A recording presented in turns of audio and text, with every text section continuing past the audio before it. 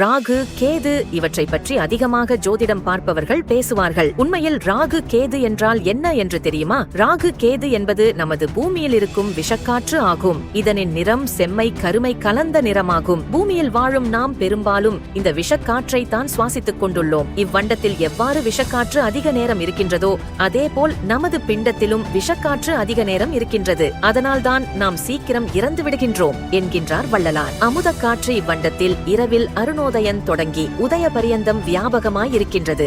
அக்காலத்தில் ஜீவர்கள் நன்முயற்சியில் இருப்பது விசேஷ நலம். தேகாதி பிண்டத்தில் மேற்படி அமுதக்காற்று வியாபியமாயிருக்கும். ஒரு கால் ஒரு க்ஷண நேரம் அந்த காற்று வியாபகமாயிருக்குங்கால் ஜீவர்களுக்கு இதுவரையில் தாங்கள் அறியாததான கடவுள் விளக்கம் உண்டாகும். மேற்படி காற்று வியாபகம் ஏகதேசமும் இல்லாவிடில் ஜீவர்கள் விஷக்காற்றினால் சதா வியாபகம் அடைத்தலில் இந்த சொற்ப ஜீவிப்பும் விருத்திக்கு வரமாட்டாது.